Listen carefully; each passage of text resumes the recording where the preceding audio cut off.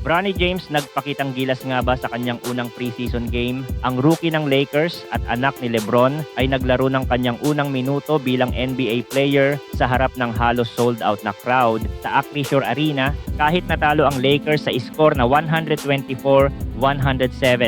Mainit ang pagtanggap ng crowd nang pumasok si Bronny sa ikalawang quarter. Medyo mabagal ang simula niya, isang turnover at isang airball ang agad niyang ipinakita. Pero unti-unti siyang nagpakitang gilas, nagsimula ito sa isang solidong block na humantong sa kanyang assist para sa 3-pointer. Ang unang 5 tira ni Bronny ay hindi pumasok na nagdulot ng konting pagkadismaya sa crowd na sabik makakita ng kanyang unang puntos. Sa wakas, sa huling minuto ng laro, narinig ang pinakamalakas na sigawan ng gabi nang makuha ni Bronny ang bola, pumihit at nakapuntos ng isang contested left-handed layup. Ang crowd ay nagbigay ng pinakamalaking ovation ng gabi para kay Bronny. Sa kabuuan, naglaro si Bronny ng 16 na minuto at nagtapos ng 2 puntos mula sa 1 of 6 shooting. Nagpakita siya ng 3 malulupit na block, 1 assist, 1 rebound at 1 turnover. Bagamat napansin ang debut ni Bronny, ang isa pang rookie ng Lakers, si Dalton Neck ang talagang nagningning. Ang first round pick mula sa Tennessee ay tila komportable agad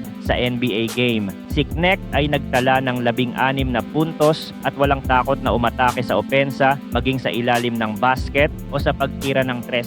Ang pinakamalaking highlight ng laro ay ang isang malupit na dunk sa early fourth quarter na nagpasigaw sa crowd at maging sina LeBron at Davis ay tumayo sa excitement.